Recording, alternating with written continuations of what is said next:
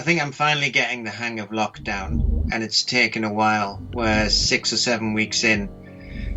Compared to the first week and that kind of deluge, that tsunami of, and you won't be doing this and you won't be doing that, and the fading away of all structure of my life, and just left adrift, not knowing how to cope, and not having any structure, not having any anchors, not having any grounding to not just a week, but to every single day. And then there's the sudden input or everybody seeming wanting to fill that digital space, and the digital space has become overloaded, and everybody is wanting to rush there like it's a new Klondike, and I have no compulsion to do that. I want to stop, enjoy the slowdown. I want to think about things. Ironically, I'm also having more meetings than ever, even though I've got no work. And that can become doubly overwhelming because there's a tendency to begin to rely on the digital for the social. And yes, I like those kind of the group meetings or the one-to-ones and the new conversations which I'm having. But it seems to me like double the effort and less than half of the reward, and it's really, really exhausting. I've gone back to some of the old ways, like going back to the phone and writing letters.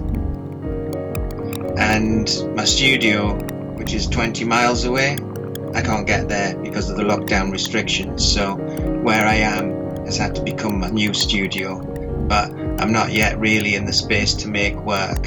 I'm still thinking, I'm still processing. And so part of my creativity is learning how to cope with lockdown.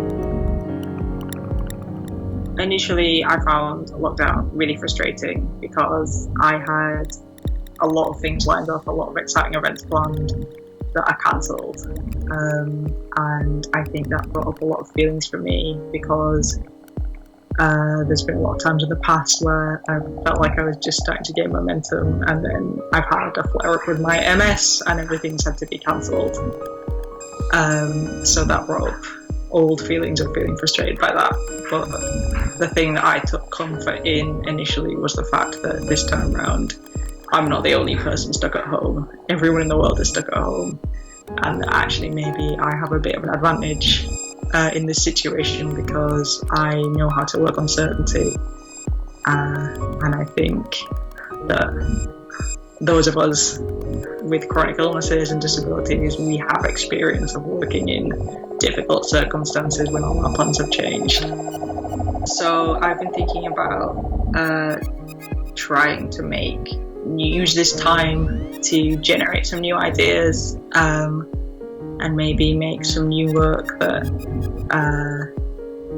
is possible in the new circumstances that I find myself in, and hoping that sometimes restrictions can be what we need to generate new ideas.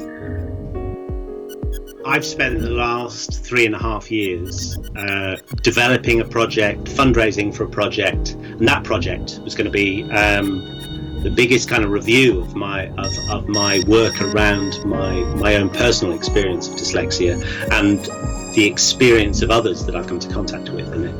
And I've been producing all this sculpture, this performance, this photography for this exhibition. And then all of a sudden, I suddenly, like all of us, suddenly realised that it was very unlikely that it was going to happen when I thought it was going to happen. And then suddenly we're on lockdown. Suddenly I can't get things printed or framed or even develop Plan B. I'm into Plan C. And the Plan C has had to become a kind of a new way of working, going back to, ironically, the new way of working is me in the attic with materials and making things. The thing that I'm kind of unsure about is how I'm going to be presenting the things I'm making. I'm still making things for the show, but I don't know when that's going to happen. I'm also homeschooling 3 days a week, so suddenly I haven't got 5 days, I've got 2 days. And so everything's being crammed into this small space. And as happens when priorities shift, things that weren't important becomes very important, and things that didn't mean anything, like popping to the shops, have now become a really big thing. And so for me, I think the real impact of all of this is I had an idea in my head, and now that's ended for the time being. Been very worried for friends and family, especially like friends, disabled friends, that they weren't able to get PPE for their PAs or themselves. Has been lonely as well. I was relieved not to go to school and do music at school, because I knew it was wrong, going into school from a bus, crowded bus. So I'm glad not to have any part in bringing it through public transport to children. I'm really relieved, and that it should have happened a long time before. But apart from all that, for my cello, it's been really, really brilliant. I've finally got the time to actually work properly on repertoire and properly on my technique, instead of like running around everywhere like usual, which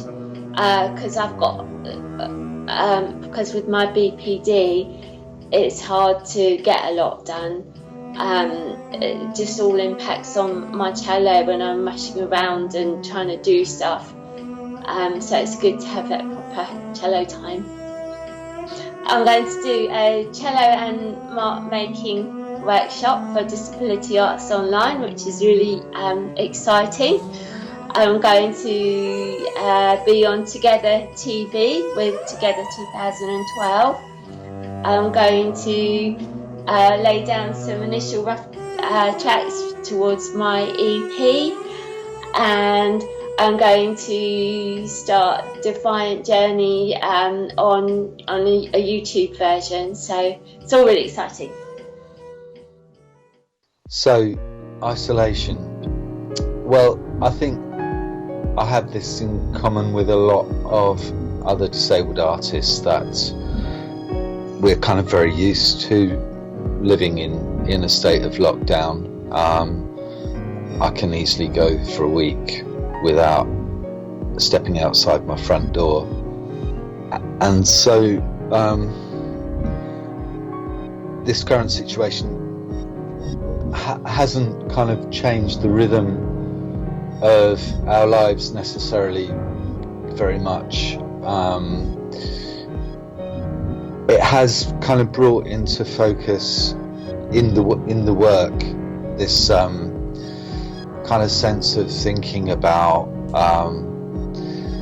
the kind of fragility of life, and this sense that I have of nature fighting back against the kind of parasitical nature of the human species, of what we've done to dominate the planet.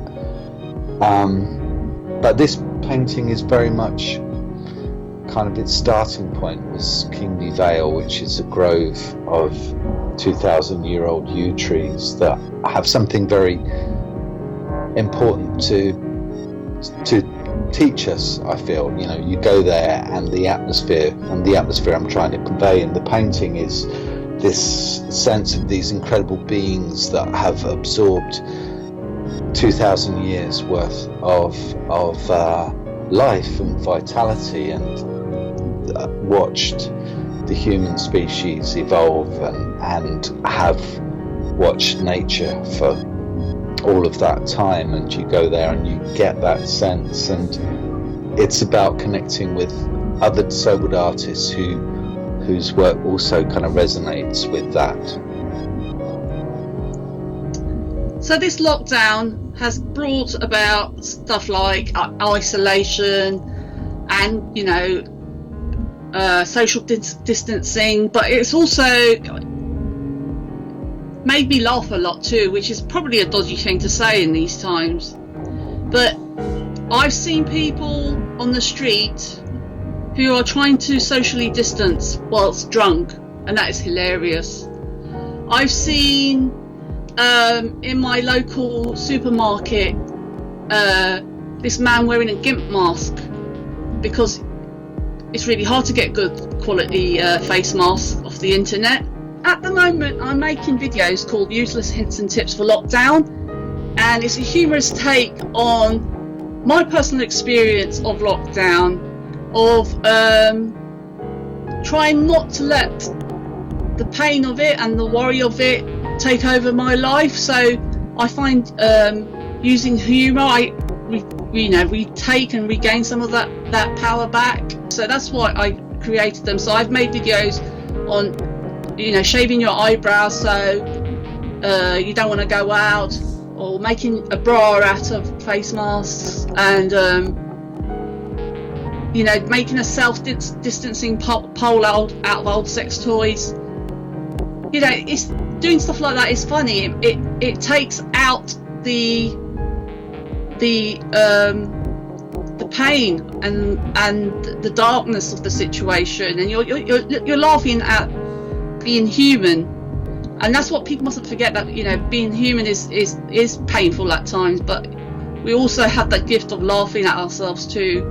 So I would love to see how people can look at their situation humorously.